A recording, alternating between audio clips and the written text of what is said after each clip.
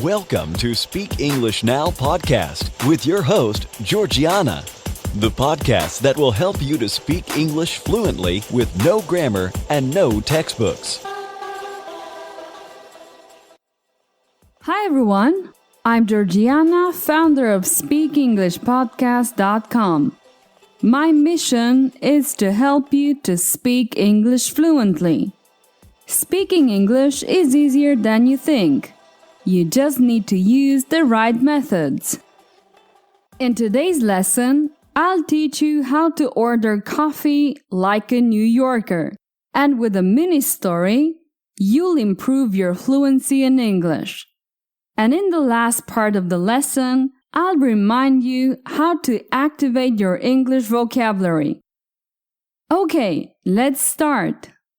With so many options available these days, it's hard to decide what kind of coffee to drink, and it can even seem a little intimidating.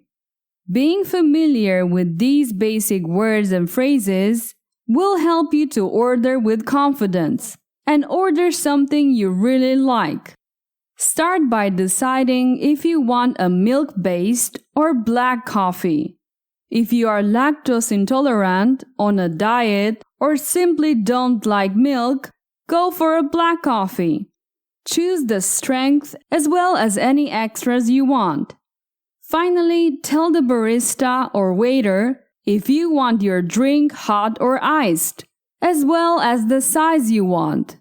You'll see how soon you'll be ordering coffee just like a pro. When choosing the size, keep in mind that coffee shops are not always consistent in the terms they use for small, medium, and large coffees. A small in one coffee shop can be a tall, in another a single, and so on. So ask your waiter to explain the store's lingo if you're not sure. Add extra shots if you like. Your waiter will be happy to add an extra shot in your coffee. This can make your drink tastier and richer in caffeine. Just tell your bartender that you want a 3-shot latte, for example. Tell the waiter if you want your drink hot or iced. But keep in mind that certain drinks don't do well in iced forms, however. So it's best if you ask your waiter if you can make your drink with ice. For example, milk foam can only be created by heating it, so frozen cappuccinos don't really work. Also, some baristas discourage frozen espressos, since the shock of ice can kill the taste of the drink. Oh, and if you don't really like the effect of caffeine, you can always order a decaffeinated or decaf coffee. Remember, however, that this is not how you order a coffee in Starbucks. That's a different story. By the way, if you're planning to visit New York, I'll teach you how to order a coffee like a New Yorker. The most common one is the regular coffee, or just coffee. It's a cup of Joe plus plenty of milk or cream and sugar. So you don't have to say milk and sugar. By the way, the word Joe is slang for coffee. If you enjoy your coffee with a little milk, just order a dark coffee. But if you want more milk, then ask for a light coffee. This one has more milk than a regular. And if you want even more milk, ask for an extra light. This has more milk than a light. For those of you who usually drink your coffee with lots of sugar and lots of milk, just order a sweet and light coffee. And if you have diabetes, or you just don't enjoy drinking your coffee with sugar, then make sure you say, "No sugar, please." And say this twice because the default is with sugar. Well, let's continue. Let's practice a little conversation in English. I'm gonna simulate a conversation with a person named Jamie, and you're going to participate. Just answer out loud to the questions you hear. After your answer, I will give a correct answer so that you can compare. In this case, you are Jamie, and you can answer in the first person. Jamie only ate apples and drank water. Jamie, did you eat apples or pears?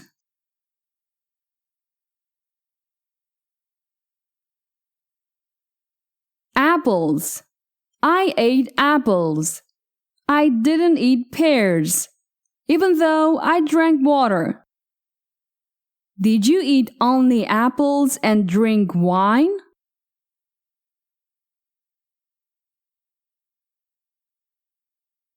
No, I didn't drink wine. I only ate apples and drank water. What did you eat?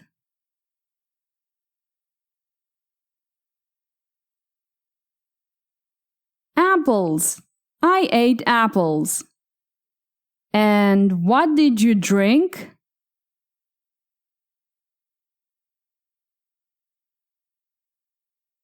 Water. I drank water. Jamie, did you eat and drink anything other than apples and water?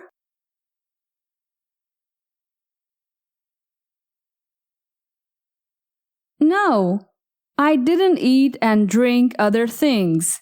I only ate apples and drank water. One day, Jamie met his friend Charlie at a coffee shop. Jamie, did you meet your friend Charlie?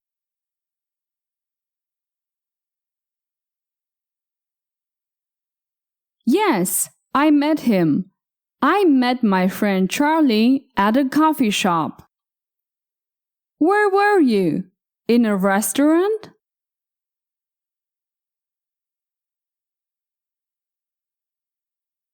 No, I didn't meet him at a restaurant. I was at a coffee shop. Who did you meet?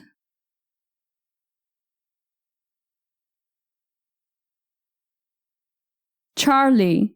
I met my friend Charlie at a coffee shop. Where?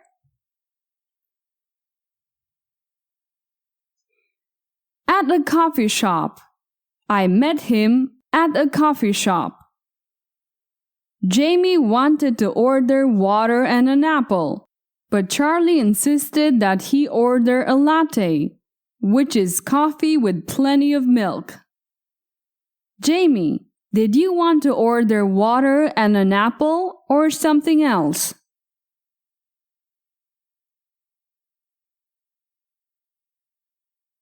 Water and an apple. I wanted to ask for water and an apple. I didn't want to ask for anything else because I only ate apples and drank water. What did you want to order?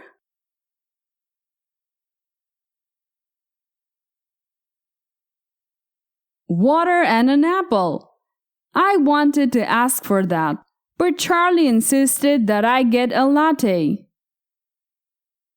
Did Charlie insist that you order a latte?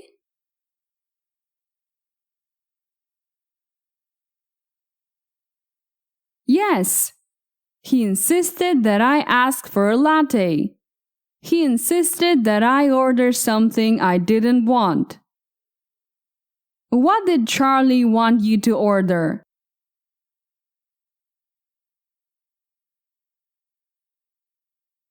A latte. He insisted that I ask for a latte. Who insisted? The barista?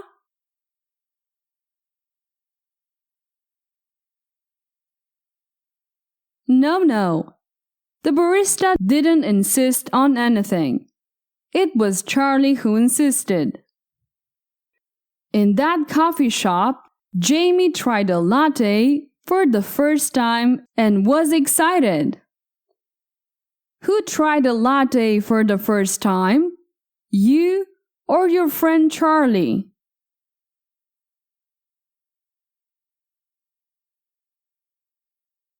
I did. I tried a latte. My friend Charlie had already tried it. I tried it for the first time. Who had already tried it? You or Charlie?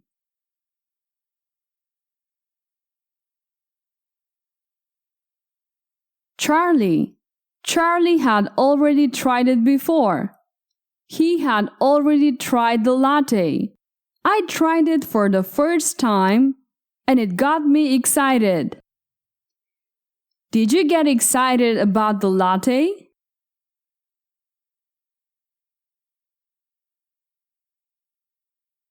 Yes, I was enthusiastic about it. I got excited for the first time I tried a latte. It was incredibly good. What did you try that got you so excited?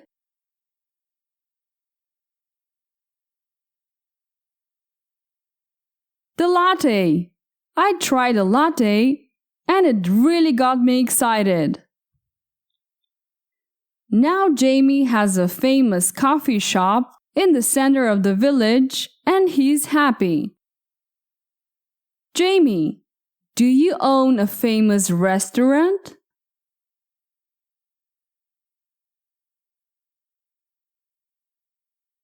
No, I don't own a famous restaurant. I own a famous coffee shop.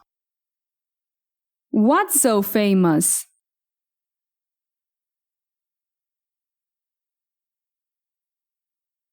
A coffee shop. I own a famous coffee shop in the center of the village. Where's the coffee shop?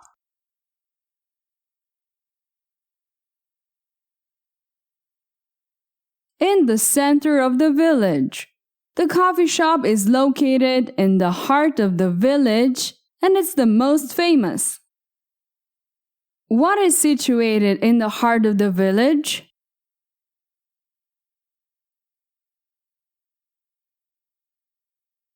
My coffee shop, the most famous coffee shop.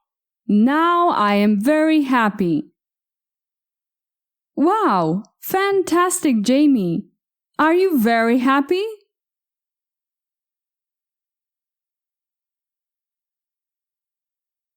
Yes, I'm very happy.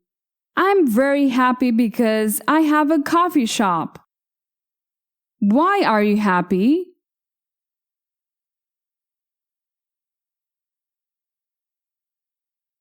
Because I have a coffee shop. Now I can have as much latte as I want, every day in my own coffee shop. And that's cool. What's cool about it?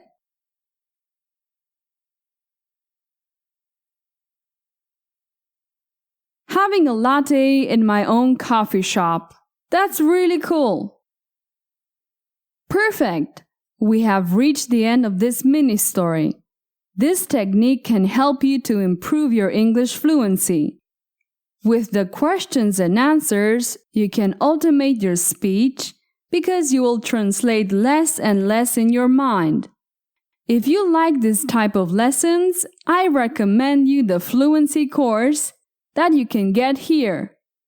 fluency.speakenglishpod.com. You have hours of mini stories with professional audio and text.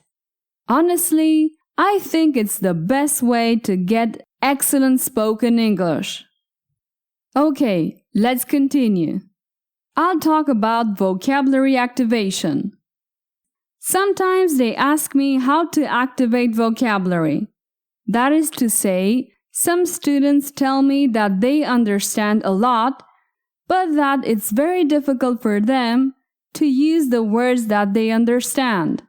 I explained this in episode 14 about passive vocabulary, but we can go over the concept again because it's important. In essence, if you want to activate your vocabulary, you need to repeat what you hear. The more you repeat a lesson, the more likely you are to use the expressions and words you hear. It's like the summer song. You end up singing it without realizing it. And don't be afraid to repeat the audios too many times. There are not too many here. You can repeat more than 30 times, even 50 times the same audio. Of course, it helps a lot to have question and answer lessons and repeat them many times. The secret of many successful polyglots or people who speak many languages is to listen to the same material many times. This creates a solid foundation that allows the language to be part of you. Well, that's it for today. So the next time you listen to an audio like this podcast, you can repeat it several times. You'll see that each time you improve a little more. By the way, I remind you the page where you can find the fluency course. It's fluency.speakenglishpodcast.com. Take care of yourself and see you next time. Bye! Did you enjoy today's episode? Get the transcript now at speakenglishpodcast.com. speakenglishpodcast.com.